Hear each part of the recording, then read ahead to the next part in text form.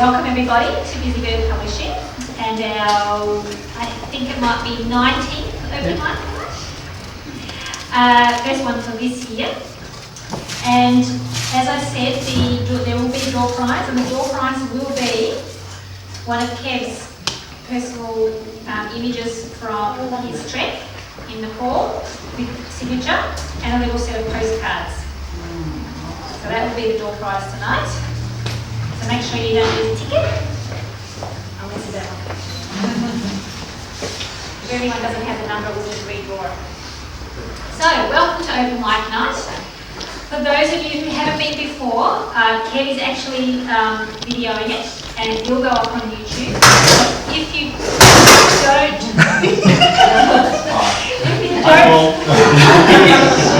hasn't even had his wine yet.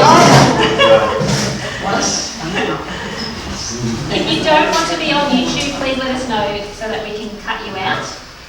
It's for anyone who's reading, it's a really good experience to, you know, for your own skills, I guess, to look at yourself and, you know, see where you might be able to improve. I know myself, when I first started reading, I'd be so nervous and read really fast and run out of breath and things like that. So when you can watch yourself, you can improve.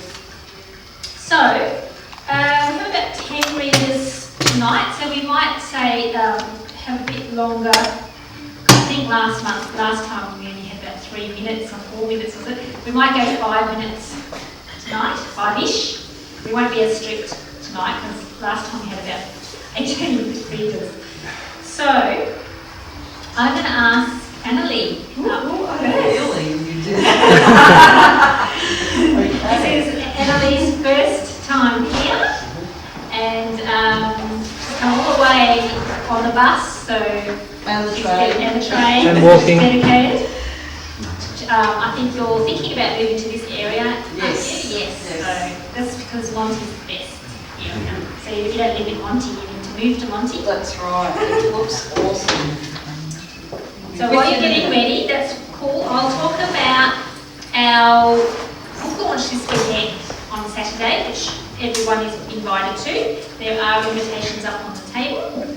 This is the invitation. It's in conjunction with this exhibition. Now the exhibition you might be undecided about whether you like it or not. They are actually cells of prostate cancer.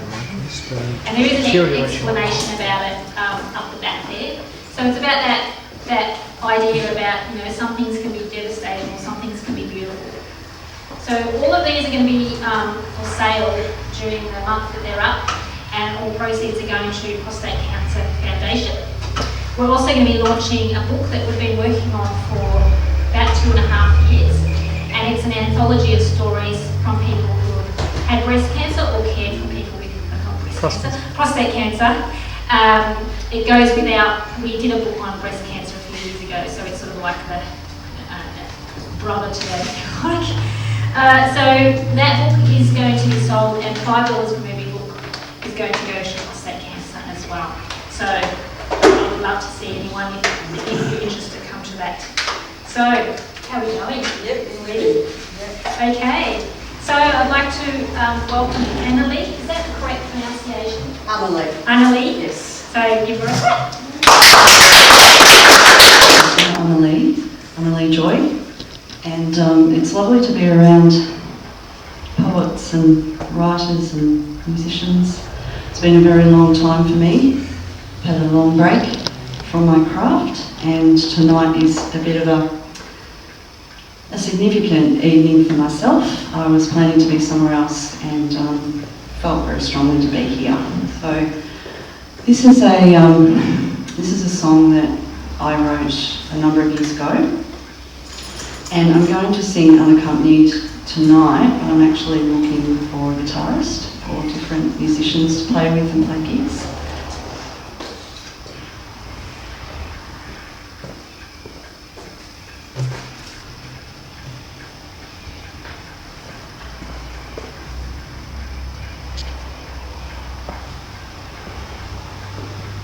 I need to know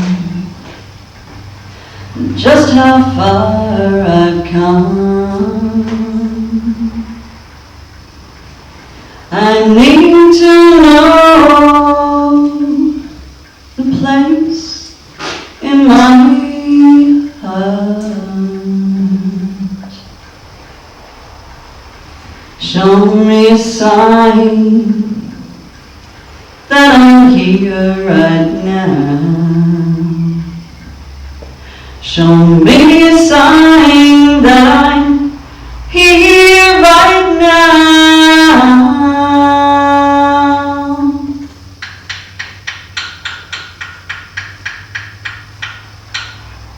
When I open my eyes, I can see the world, butterfly wings and the shape of a bird. They flutter gently, my heart's caress.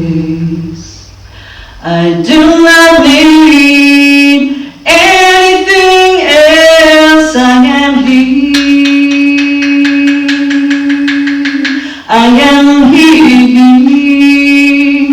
I am here.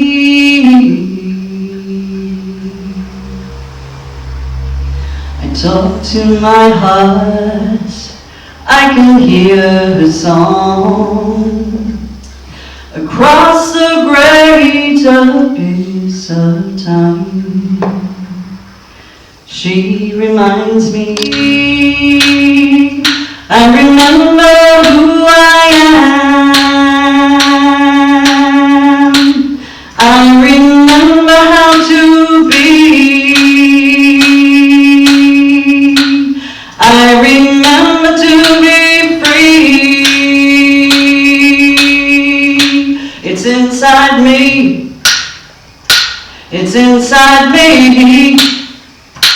It's inside me. It's inside me. It's inside me. It's inside me. It's inside me. It's inside me. Oh, it's inside me. Yeah, it's inside me. Oh, it's inside me. Yeah, it's inside me. Oh, it's inside me.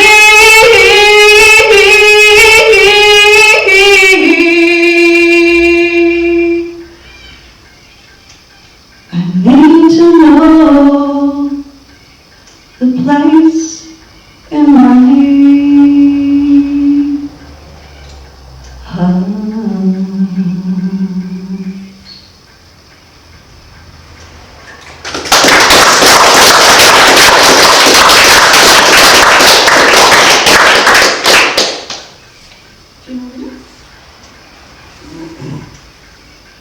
This is a poem I wrote. I did put it to music, but I'm just going to read it tonight. It's called Poem to God. I need glasses these days.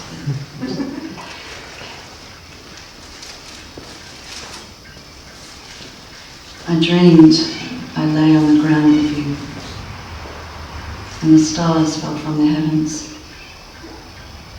They poured like wine into my cup, like wine into my cup. And I became drunk on the taste of your divinity. How long must I walk this dusty road before I quench my thirst again? On the liquid of your smile, on the liquid of your smile. My lips are parched and struggle to murmur with rhymes. Yet all I need do is notice the thrumming of the crickets outside my window, and I am surrendered to your love. Hecke.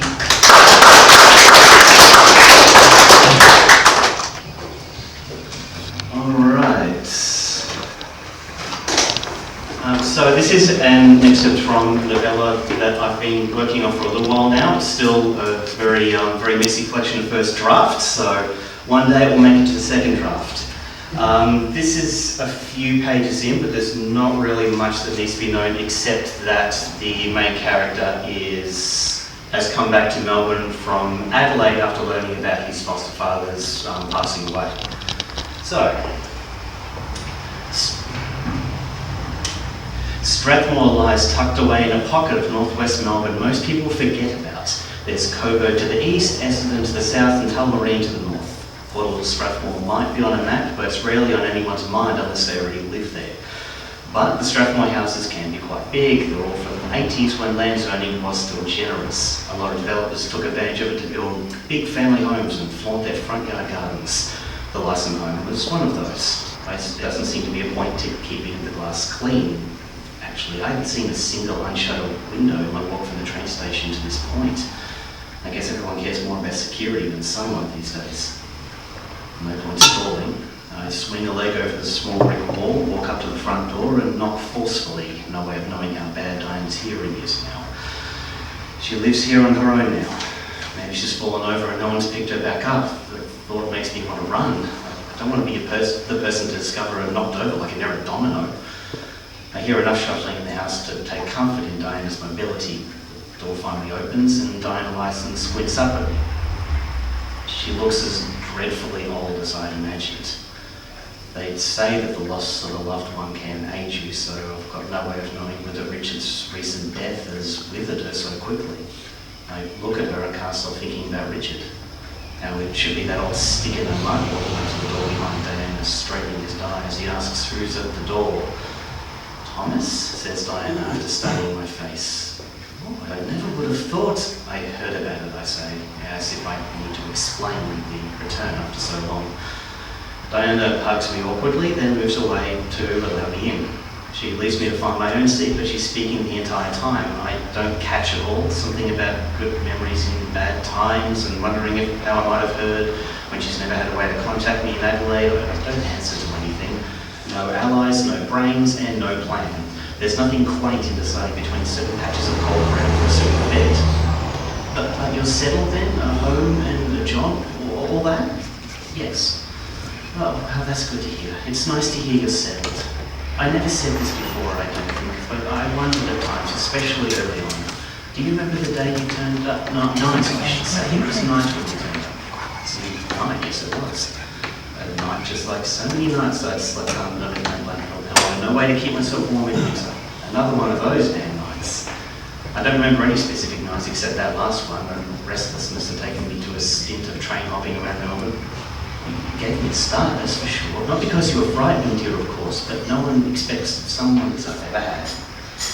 But Richard, you loved the idea of having someone else around. Very, very ambitious, but you knew that. Always in your suits and ties and talking about this and that with the bank. Well, I can never understand a single word of it, but Diana has gotten ahead of herself and my memories. It's extremely hard to listen and reminisce at the same time, but I'm chained to both of those threads. I remember walking on the road because there were no cars and thinking how funny it would be if I were hit, how I would fly like an angel for a split second, and I'll leave it there. Oh God! Did I see Bill? Oh, hi Bill. Are you going to read tonight? Yeah. Cool, that's cool. I'll put you on my list. You want me to come up now? No, I'll call you when I just want to. Yeah? I'll do what I'm told. Susie. Oh, sorry, I've gone to sleep. Listening to Bill there. You're looking at me. No. Well, we had high art. That was high art. Yeah. This is me. Okay. Oh God, where's the glasses? This is from my novel. It's about chapter 4, give or take a bit. I think it's chapter 4. It's a young adult novel. It's written from the point of view. Hello. It's written from the point of view of Tiffany, and she's got her grandmother come to stay. She doesn't like her. She hasn't had a good relationship with her grandmother, and suddenly the woman is staying for about a week, and it's like, we've all had that experience. Grandma's acting weird, keeps disappearing. We pick the story up at the point where Tiffany is alone in the house. She's come home from school, her mum is out, her dad is out. She's checked, her gran is out as well. So she's sitting down and she's watching the TV.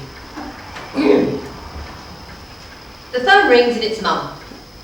I'm going to be a little later. You all right? Apart from the house fire? Yeah, fine. Don't joke like that. One day it'll be real and I won't believe you. What's Gran up to? She's out getting takeaway. Where from? I don't know. She was gone when I got here. Well, that's a long time. She's not wandered off again, has she? If she's not back in 10 minutes, go and check round. Yes, Mum. Tiffany? Yes, Mum. I hear a crash upstairs. Just be sensible, see. Yeah, gotta go! I slam the phone down and I run upstairs as fast as I can and I fling open Grandma's bedroom door. She's sprawled on the floor with one foot caught in her travel bag and she's winded herself. Gran, are you all right? There's a red mark on the side of her cheek. What happened? I ask again. I heard your voice and I was coming down when I tripped over my travel bag. You heard me talking to Mum on the phone. Talking to Mum. And yet you didn't hear me yelling for you when I got... Tell me how you got in. I've made up enough excuses in my time to know when somebody else is doing it. Tiffany, I'm afraid I may have broken my wrist. It wasn't hurting before, but now it's beginning to hurt. Ow. And very convincingly, she wraps the wet flannel around her flopping wrist and she cradles it with her other hand. I'm almost moved, but I just catch a flash of her lashes as she checks me out to see if I've swallowed it. Does she think I'm stupid? Oh, poor Grandma, I'll call an ambulance, we'll get you off to casualty, they'll x-ray it and we'll all wait for hours in the hospital worrying about you, only to find you just bruised it a bit. I pick up the phone and I wave it at her. Your call, what's it to be, ambulance or no? I can almost see the thoughts chasing her brain as she checks out her alternatives. Her voice goes low, her eyes soften and she whispers, you're probably right. I probably just bruised it. But I'm not as young as I was and it's all a bit of a shock. When I leave tomorrow, you'll have to carry my bag. What it is Grandma has got a bag that she steps through and goes to a different time and she's gone through it and returned. And Tiffany is about to encounter what happens in that other dimension.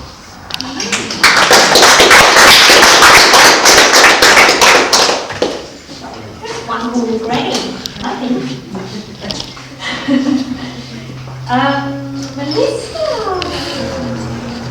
Melissa is going to...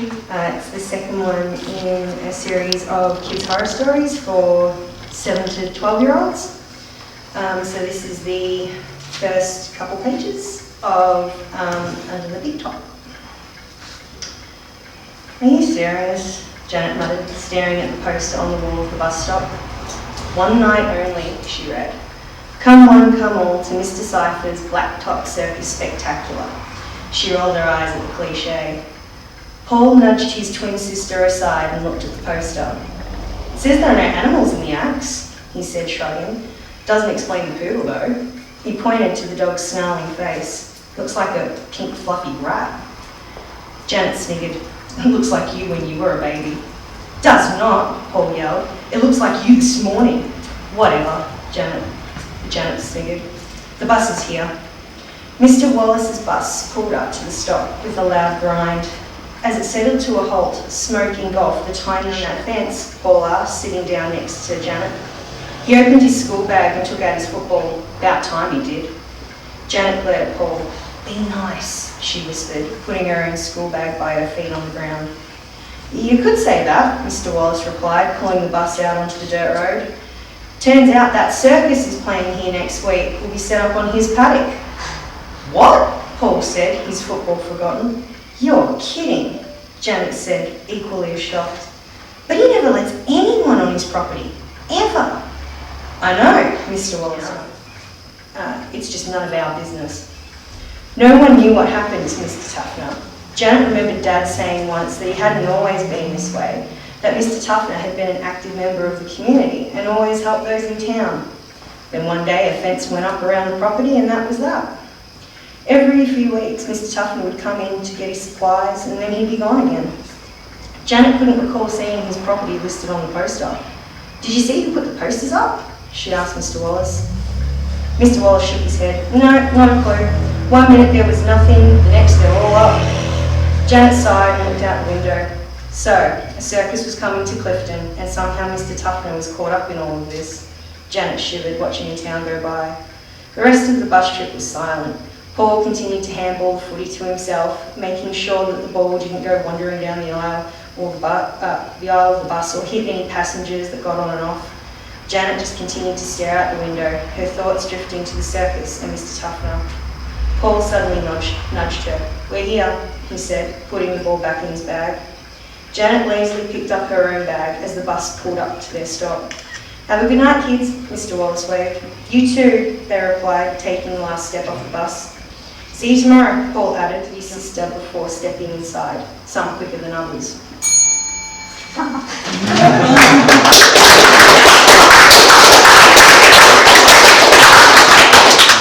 Were you two in cahoots? Maybe. Perfect timing. Marcello is going to read a short story tonight. Early years. Is this part of your memoir? Yes. Yes? Good. Well, not almost. Not Almost? quite yet, yeah, but it's. We had a project at the end of January, the Princess Pier project. That's where all the migrants came by ship until late 60s, early 70s. And I was one of them, of course.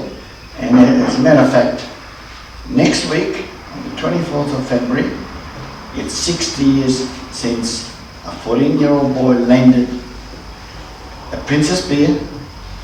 He travelled on his own for about a month, and he left this beautiful island and a little village of 60 people. There was about 30. And I think I had the best childhood ever when one wished to have this island as a young Blaise here. So I was asked to, even though I'm a board member of the organisation, they asked me to supply a short bio and some artifacts. When the project manager sort of said, look, we might as well write a little bit longer, sort of 4 pages from when you were born, Blaise, until you came here. So I did a bit of work on it, and this eventually sort of will be a fairly almost 100 pages, because every little bit that I mentioned here would have a different chapter. So it's life in Aeolian Island. I was born in a small village of Malfa when its population was approximately 1,000 in the island of Salina, one of the 7 pearls of the Aeolian archipelago, in November 1940. My parents were Vincenzo Galloggio D'Amico and Maria Terzita Micano. I was the last of 5 siblings, following Antonia, Vincenzina, Maria and Nicolina. For the second time in his life, my father was called to serve as a building engineer in the Second World War, and I did not meet him until April 1946, when he eventually escaped from the English prison war Camp S of Sant'Andrea in Taranto in Italy. He was a prisoner for 4 years in Italy, even though we had been allied with the English from that time, when the war finished 12 months earlier. So, soon after my birth, my mother and my brothers and I moved to Sicily in Patti, the birthplace of my father, and where we had a house and a few relatives. It was felt all round that this was a safe place, and also where my brother Vincenzino was studying for the priesthood. His seminary was not even a kilometre distant from where we lived, but the family and relatives could only see him twice a month. They were that strict then. In spite of the war, we were living relatively comfortable, as we were able to obtain food and other necessities through our relatives. But the invasion of Sicily by the Americans changed everything for us. The landed in Patti personally was proving very difficult to handle. I haven't changed that way. And I was always running away from home, and my sister Maria would chase me with a small suitcase, as my mother was sure that one day I would be found in bits and pieces. So one day my mother decided to return to Malfa and rejoin my brother Nick, who already had gone to stay with my aunt. It was an epic voyage of approximately 30 miles, and it took 3 days with a rowboat. And for payment, the fisherman took from my mother's neck, a golden chain that was a special gift from my father. So without a father, we settled in Malfa, and in spite of lack of food and restrictions, we survived. I went to primary school, and at a very young age I learned to play music. mine with the man like my brother. Life was simple, but there was a strong sense of community. We helped each other as much as possible, and many times, many families would pool their resources and make pasta. I still remember that once a week on Sunday we would have the luxury of having rabbit sauce for lunch. There was no electricity, only oil and kerosene lamps. One mile dirt road, no telephones, radio cars, on a handful of bikes and donkeys. We walked everywhere and everything was transported by human labour. And we were connected to mainland in Sicily by a small steamship that would be met by a small rowboat. And this went on until I left for Australia in January. By the way, that English officer, after some years, kept going back to the islands and he finished up by spending the rest of his life there. And so in April 1946, my father eventually returned home, and being a prisoner for 4 years, first in Algiers, then in the islands of Lampedusa, Pantelleria, and last in Italy itself, at an English camp near Taranto. It was obviously the English guards had to be cruel, but my father never bore a grudge towards them. It would say that they were doing their job.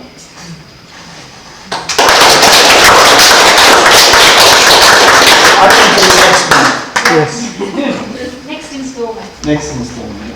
And by the way, my book is still up for sale. Thanks, Marcello. So, for anyone who follows us on Facebook or sees our newsletter, and if you don't get our newsletter and would like to, please put your name on our mailing list up there and it will come out once a month to you via email.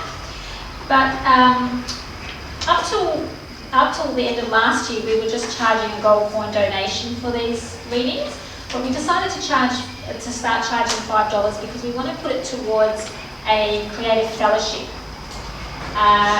For anyone who wants to apply, it will be open from the 1st of October till the end of October if anyone wants to apply.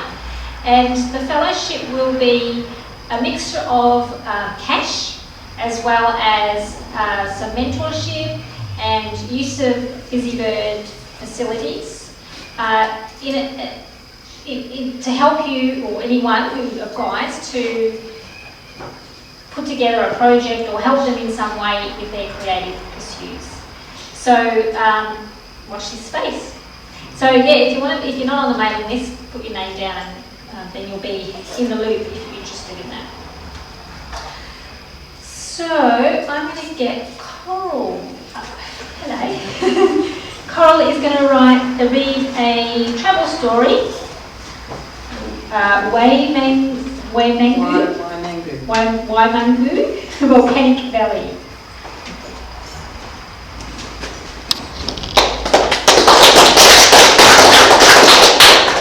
This is just a little excerpt from my New Zealand memoir, which I seem to have finished, or I've stopped editing anyway, so whether it means I've finished, but at the moment I've finished at last. So this is from I went down to the volcanic valley near Rotorua. I'm on Highway 5, known as the Thermal Highway, heading for Waimangu Volcanic Valley. In June 1886, Mount Tarawera erupted, coating the land for kilometres around with mud and volcanic ash. All plant and bird life was extinguished. 7 Maori villages near the mountain were buried, with a loss of around 120 lives. The flat land collapsed into a series of craters and Lake Rotomahana exploded to 20 times its original size, filling 15 of the craters. The marvellous thing about this place is that being so new, it has provided the opportunity to record step by step the development of an entirely new ecosystem. It's already warm as I leave the car and almost along the water's surface. Birds flit from branch to branch and in and out of the undergrowth, and their cheeps are like the chiming of little bells. A fairy's real. If they are, this is where they live. The first plants returned to the area within months of the eruption, but it took 30 years for the forest to begin to regenerate properly. It's certainly doing well now. At a lookout, I gaze out across tier after tier of forested mountains, soft green morphing into deep blue and then a lighter blue, becoming the sky in the distance. I could be looking out over the Tarkine forests of northwest Tasmania, except without the Arthur River running through. The forest opens out and there before me is a large lake, steam drifting and wafting from its surface. This is Hecke crater and Frying Pan Lake. On the 1st of April 1917, huge steam blasts re-excavated Hecke crater, devastating the surrounding land and destroying an adjacent hotel. Within a month, Frying Pan Lake filled the bottom of the crater, becoming the largest hot water spring in the world. Creating a backdrop to the lake are cathedral rocks, great stacks of lava, not new to the system, but around 60,000 years old, older even than the mountain itself. Steam wafts from gaps in the cliff face, and it's one of the weirdest things I've ever seen. In fact, the whole place has suddenly become something from another era. It only needs a dinosaur to trot past and the picture will be complete. Past a little spring joyously popping and bubbling, the crater is fascinating for its mysterious rhythm. Regularly rising and falling up to 12 metres, it's a window into the Earth's molten core and is used for monitoring New Zealand's volcanic activity. White sinter terraces surrounding the crater, formed by the cooling of hot geothermal fluids, and vibrantly coloured algae, mosses and lichens only add to the beauty of the scene. It's worth it, I say to a woman on her way up the steps as I'm coming down. She glances at me but is puffing too much to reply. Perpendicular cliffs tower above me as I wander along the track. The sun is now hot and I wonder, as I usually do in these circumstances, why I didn't think to provide myself with a hat.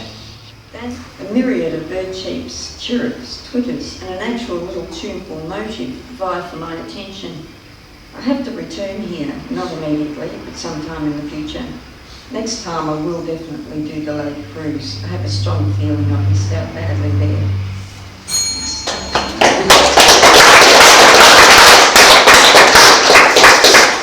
Perfectly timed as well. Thank you. Pamela. It'll teach you to talk. Pamela is also, we have a few memoirs and biographies tonight. Pamela is writing her memoirs about her dancing history. Oh, I forgot to mention, if anyone lives near Reservoir, Annalie would love a lift rather than have to take a bus and a train. So if anyone lives in the area and can give her a lift, that would be great. To Reservoir. Or around that area. Or even if you're going along over towards the city, I can get a train. Yep, cool. Because there's no buses left at this time of night. Okay, Yeah. cool. Ooh, we're going to have some breakfast. Welcome, Pamela. Thank you.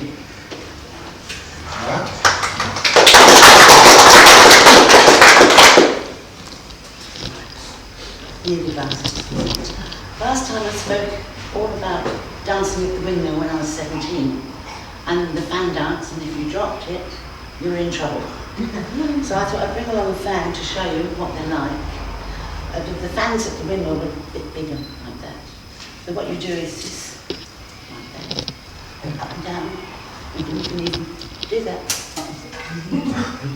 So if anybody would like to have a look at the fan afterwards, they're more than welcome. Okay? So I continue on, and this is all about Kensington Park Road, where I lived, and I loved it. So. Pamela, is that an original fan from when you were dancing?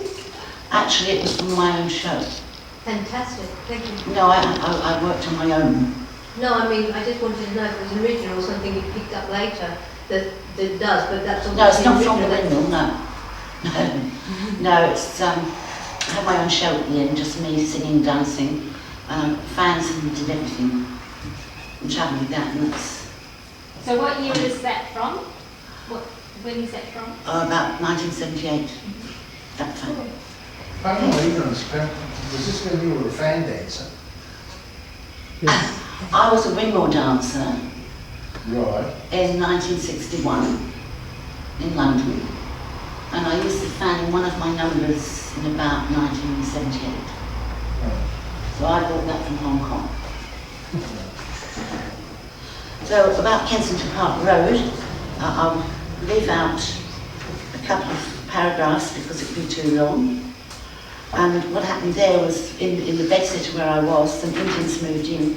I got so scared, I ran to the local coffee milk bar, asked around, and this guy at the back of me said, I know a place where you can live.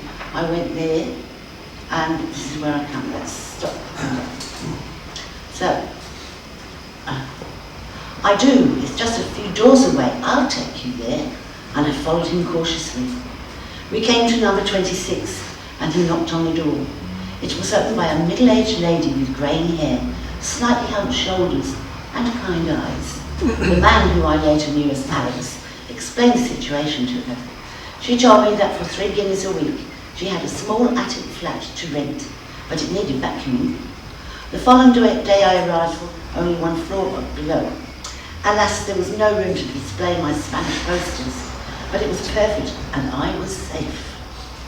After unpacking, I vacuumed my flat and the 6 flights of stairs. The landlady was pleased. After a couple of months, I invited 3 or 4 of the girls for a meal. That day, my brother David phoned me, so he came too, looking resplendent in his RAF uniform, but insisted on cooking the steaks. They loved the flat, and David revelled in his role, cooking for the windmill girls. There was always a hive of activity on the ground floor, with people carrying unusual costumes back and forth. Curiously, one afternoon, I peeped into the room, and Joan, the landlady, invited me in. Astonished, I saw elegant dark blue velvet curtains cascading down a huge window, a large settee lounging on by one wall, and opposite several framed fading photos of theatre productions from the 1930s, surrounding a full-length mirror. The small curtain draped across one corner served as a makeshift dressing room. A stack of old theatrical magazines were perched on a stool, and by the window were a table, chairs, and a small television set. Costumes of all descriptions hung around the walls, while several old ladies sat in the middle, chatting incessantly and sewing while the radio played soft music in the back, and 2 sewing machines completed the wardrobe. Large glass doors opened onto a spacious lawn where Rena, a young dashing dog pup, was chasing a fly. Returning to the front room, I suggested I would help. Joan sat me down and introduced me to Esme, Margaret and Gwen, who'd all been professional artists in their time. She brought out a circular satin skirt for me to hem, an impossible dream job for a beginner. Mortified, I glared at it, and picked up a needle and thread. Inadvertently, I was beginning an apprenticeship in sewing at the Joan Luxton Theatrical Costumes. Tie 3 knots at the end of the cotton. After many clumsy attempts, I mastered it. You must wear a thimble on your finger. No, don't break the cotton with your teeth, you'll break it. In busy times, Alex helped, and Frank kept the books up to date in the small office upstairs. Alas, over the years, the business kept losing money. Joan, being over fastidious, would only hire out a costume if it was perfect in every detail, irrespective of time or money. She took out mortgages on the house until she was finally forced to sell it, with the provision that she could live on the ground and basement floors and kept the business going while she was alive.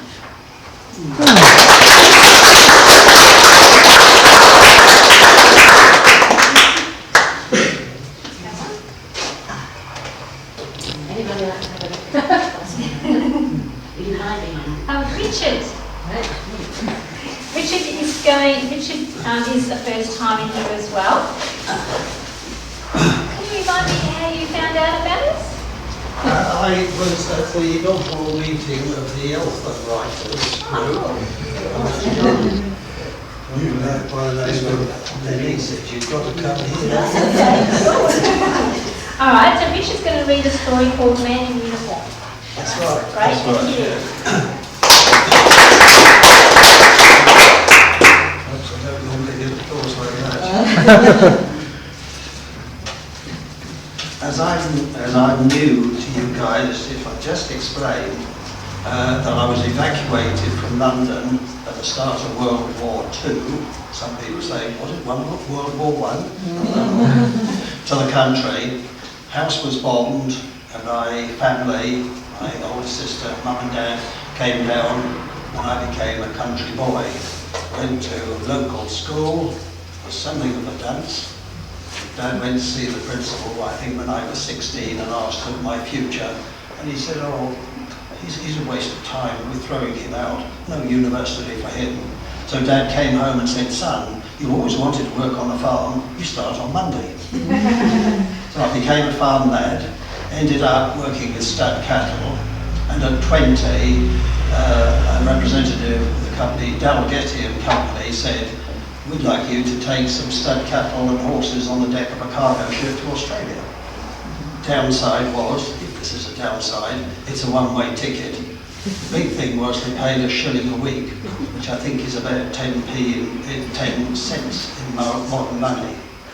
I worked on a stud farm, brought out the Supreme Tablet at Adelaide, became an agricultural journalist. After 4 years, I was recruited by the Weekly Times, where I met this lady sitting over here, Heather. She wanted to see Europe and the old country, so we threw in our jobs. I went to England, built our own Volkswagen camper to tour around because we couldn't afford a new one. And ultimately, over the next 12 months, people said, make one for me, make one for me. And we cancelled our return fares on a ship, no flying in those days, of 80 quid, and started our business, which became one of the largest in Europe. That's why I've lost all my hair. I wonder why I had that. Anyway, we threw in a job, went to England, started the business. 48 years later, we're back again. And near Heather's family, and their daughter lives out here. I'm a member of a couple of writing groups still in England, and they're very interested for what I hear tonight. I write for a couple of English magazines. And this is some homework I did for the Thames Valley Writers Circle. Homework, the horrors of school come up again. It had to be limited to 380 words. And it had to, let me get it right, it had to include sublime, tweak, skin, beach and slate, slake, and not have the word like. So here's man in uniform. She had always fancied a man in uniform. Of course, at her age, she was past all that. But there was no harm in dreaming as she drove that long, long road to a sister's place up there in Sydney, the beach house. Tall, dark and handsome, all those qualities would have been sublime on anyone's list. The only way you'll slake your desires for a uniform is by buying one of your own. The car was jogging along the country road, well clear of the city now. It was quite old, but it had always got her there without trouble. The car was what she could afford, but if there had been a man in her life, a man in uniform with authority, she would have bought much better. He'd have sorted it. Leave it to me, my dear. Trees, wide open spaces, and a scattering of sheep slipped by almost unnoticed. Wouldn't want to break down here, she told herself. But she did have the mobile phone. Her mother had made her buy that. You will need that until you get your man in uniform, she smiled. Sound was not loud, not at first. A clunk, clunk, clunk sound. Then the car wouldn't steer properly as she pulled over, missing that rock by the skin of her teeth. Thank goodness she had joined the rescue people. And the welcome at the end of the line was reassuring. He'll be with you shortly. The woman sounded confident and as good as her word. A bright, shiny van with flashing lights appeared in a rear view mirror, and the man was soon at her side. Flat tire, madam? I'll have it changed in no time at all. He smiled. Leave it to me, my dear. At last, a man in uniform.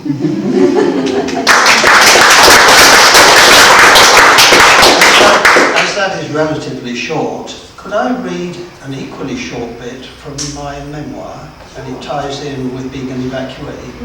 Let's go there.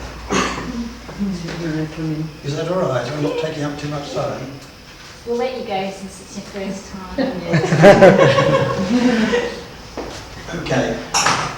This is my tale of being 5 years of war, of being an evacuee. This is the prologue. That's entitled Up the Steps and Through the Door. February the 10th, 1943. Today's special is corned beef. Soup of the day is vegetable. The girl in white apron and starch cap ladles it out as though there is no tomorrow.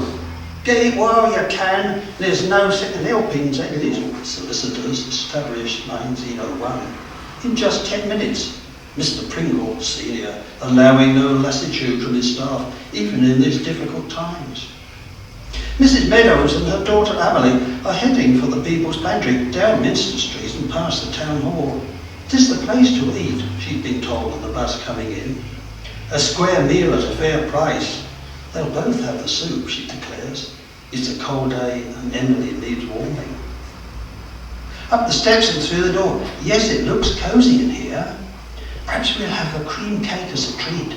Emily's mother is smiling. It has been a good shopping day despite the shortages, the rationing. Suddenly there's a shadow, gone in the blink of an eye, a roar and an ear-splitting crash, and the People's Pantry on the corner of Friar Street and opposite the Town Hall is no more. I am 10, I'm mad keen on aeroplanes. Only Smith Jr. says he can recognise a German bomber quicker than I can.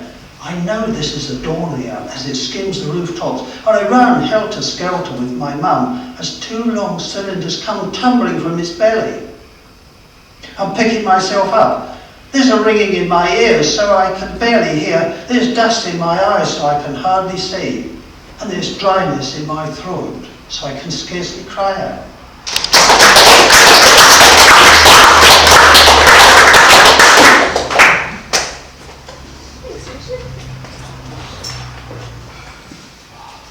Next month, I don't know if everyone realises it's Shave for a Cure, around the middle of the month.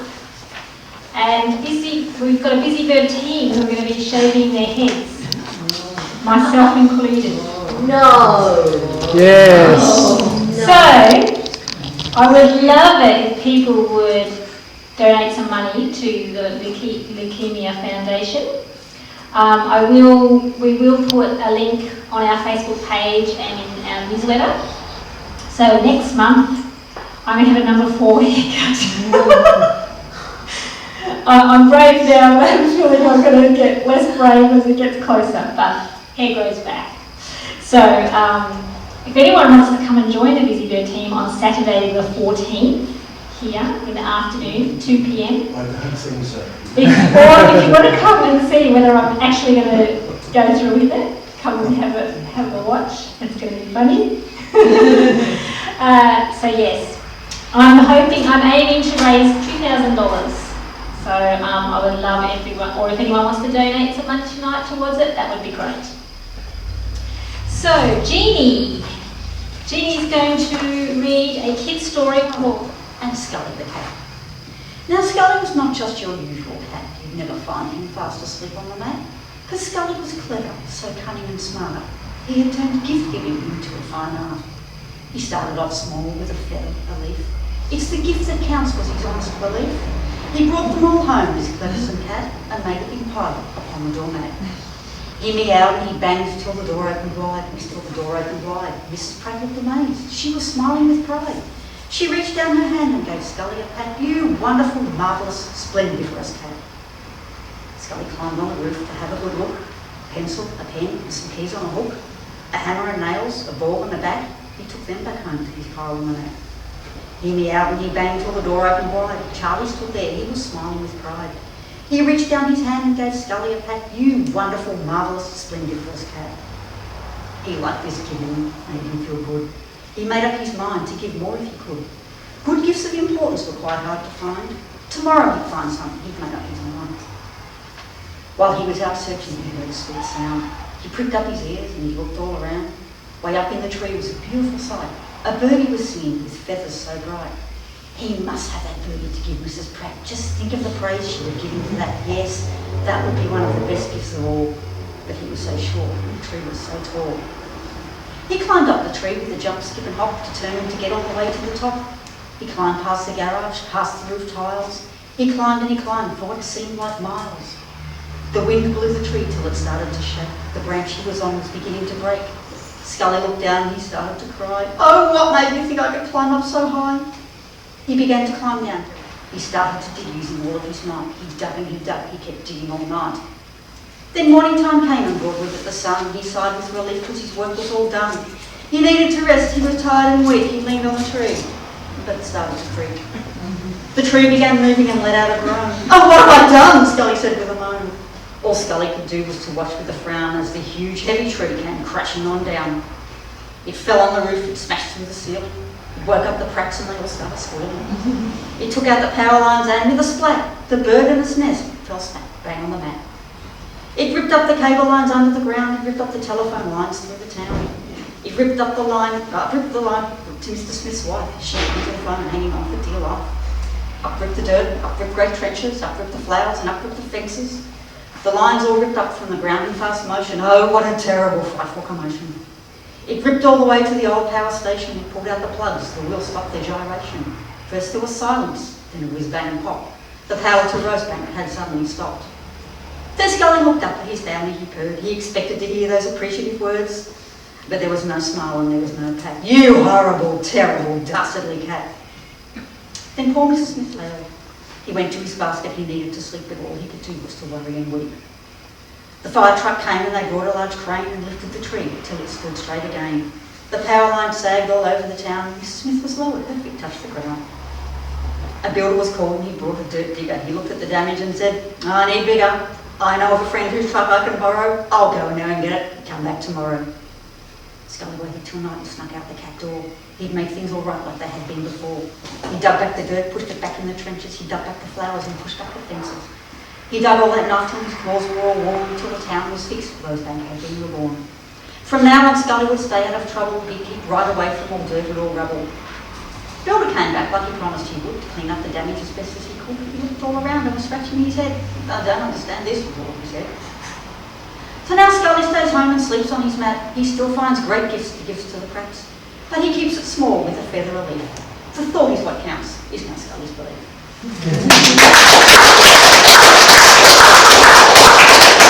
Available as an ebook, fully illustrated in colour by A.T. Davidson, if anybody knows him, most people do, and it's available at your favourite ebook retailer for $1.49.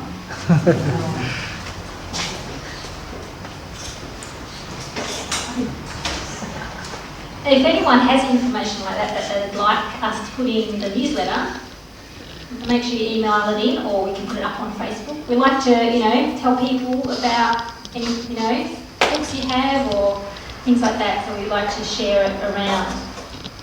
Paul. Paul says he remembers some poems off by heart.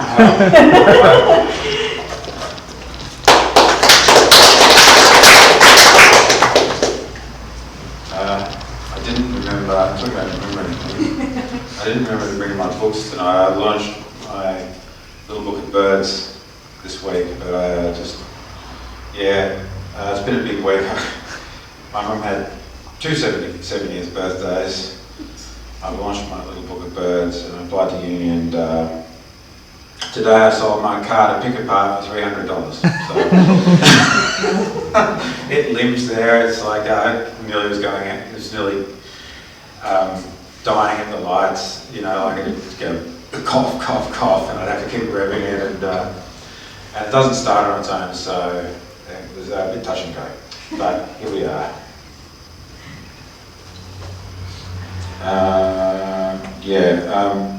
All right. I don't really remember my own poems very well, but I remember a couple of my favourites. One's well anthologised, but no one seems to know it anyway, so it doesn't seem to matter. And that's, she won the Pulitzer Prize for the book that it was in, Woodchucks by Maxine Kiernan. You know that one? Okay, no one knows it. There you go, I told you. Woodchucks. Guessing the woodchucks didn't turn out right.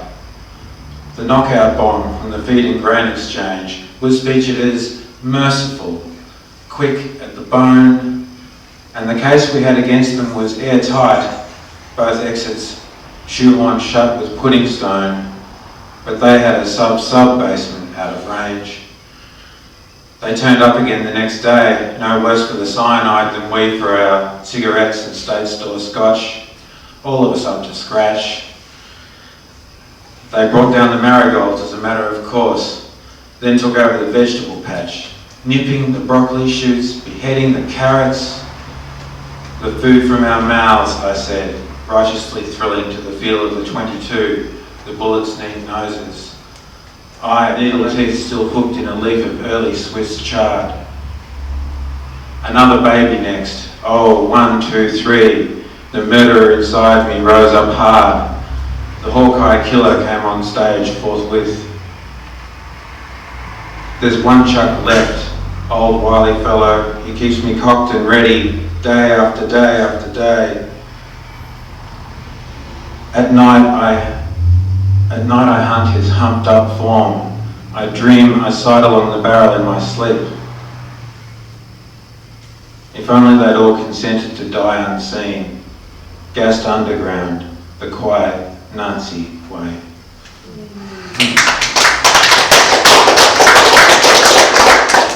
And this one's a short one, by Nicanor Parra, the Chilean poet, who turned 100 recently. I went looking, I thought, I wonder when he died, you know, on Google. It's like, in an article, you know, a newspaper article, turned 100 in December, so happy birthday, Nicanor Parra.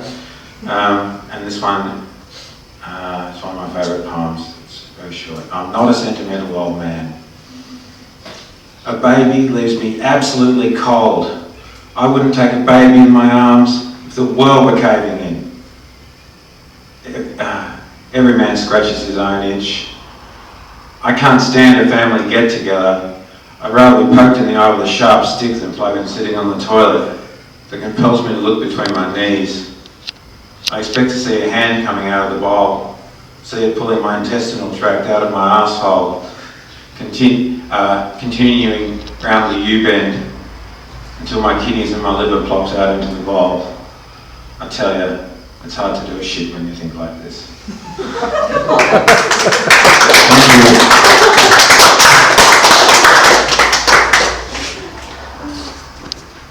Thanks, Paul. Next time, bring your book, please. Yeah, well, Yeah. sorry. Bill. Yeah. So, Bill, you haven't been for a while. We are now giving people 5 minutes. Just so you $5 know. a head, and I'm sorry, I didn't do any money, but That's okay. I'll make restitution. That's okay. So, What do you mean you only give me 5 minutes? You think I'm going to talk all night? yeah. So Bill is very close to publishing his second novel. Yep. And I'll let him. And I have to tell you that I've been in the hands of the world's best publisher. And she's brilliant. I really should dedicate this tonight. Oh, well, that's Blaise, by the way. I really should dedicate this tonight to the best editor I've ever come across, and that's Les Zig. Because if not for Les, this would not have been included in the novel, and I could have been in trouble, trouble. The story, it's called The Kremlin Connection. It's a sense of trouble. He said, well, don't you think that you could run the risk of being sued for libel? You know, I mean, you can't just call people spies. I said, oh, no, there'd be no trouble with that. I mean, it's just a name. He said, but you see, your difficulty is that throughout the book, the President of the United States is Barack Obama. So people will be able to say with the utmost certainty that it is Julia Gillard and that it is, I thought, well, gee, you've got a point. So as a consequence, I had to rewrite some of the book. Now I'm going to read this to you, and when I've finished, you might care to tell me who the next President of the United States is. Ready? Okay. Oftentimes, assassination of the President was high on the list of the organisation's agenda, but never eventuated during his first term. That's Obama. Because of some problem or other. When re-elected in 2012, he was listed for liquidation but any plans were made redundant because of polls which were swinging heavily against the Democrats. In the midterm elections of 2014, the Republicans regained control of both houses of Congress, and Obama was from that moment onwards a lame duck president. His political influence was not only at an end, but also Longstreet, his book. His Confederates concluded the love affair with Negro politics was over. They reasoned that America's flirtation with this Democrat president had put Negro politics back where it rightly belonged. It was about to be consigned to the dustbin of history. The only problem was they failed to take account of the realisation there are two major parties in American politics. The Republicans had a surprise, however, it was amplified significantly. Now she was in the heart of proceedings, in the engine room of government.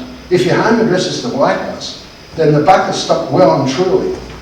And the intensity of the decision-making process has escalated beyond belief. What happened for her to end up with what one could easily argue is the worst job in the world? Certainly if you make a decision and it goes sour, then the world will let you know, and quickly. Her features, although packaged with a certain physical fragility, exuded the strength, warmth and beauty of one now in the 6th decade of her most interesting life. She ticked all the boxes and more. Intellectually, she was off the scale. As a diplomat, she'd been able to work the international room, bringing people of diverse backgrounds together. Some cut their teeth on domestic politics, but for her, it was all about international diplomacy. The former Secretary of State came back. She lacked President Obama's sense of overpowering oratory. Nonetheless, when she spoke, people listened. Undoubtedly, the President's fall from grace over domestic issues had helped an electorate to just turn off from what he had to say. Her media appearances gathered momentum and she became a regular on news and current affairs programs. She was hypercritical of a foreign policy which had not gone far enough to check the increasing menace of a testy Russian resurgence. It was her view that the West had made Vladimir Putin and now was forced to live with the devastation as a result of his presence on the world stage. Her agenda included the isolation of terrorist groups throughout the Middle East, helped by her intense knowledge of the politics of the area, the result of her years as Secretary of State. Who said that? I'd like to say, if anybody wants to see me afterwards, if you'd like to talk about the possibility of a pre-order on my book, I'd be more than happy to take your email address and make contact with you. Thank you very much. Thank you.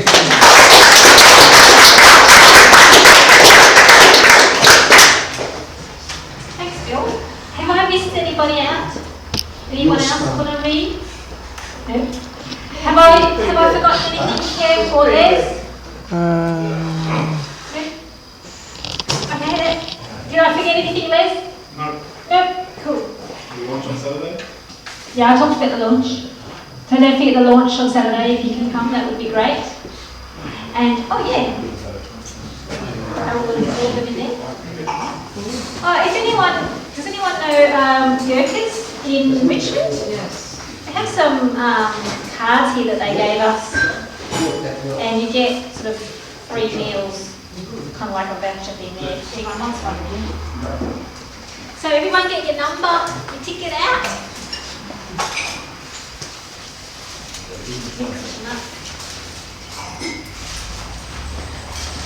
Drum roll.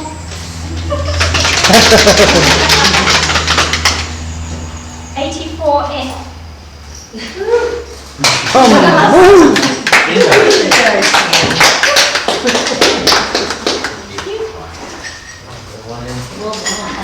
So thanks everybody for coming tonight. Feel free to hang around, have a cuppa or some more wine, finish off the supper, and hopefully we'll see you again next week. And if anyone can give Annalie a lift, that would be fabulous. Thank you. Thank you. And you go along.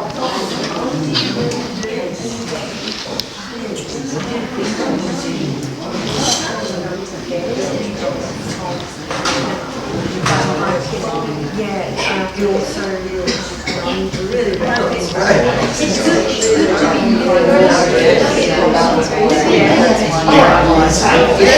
Anyone else?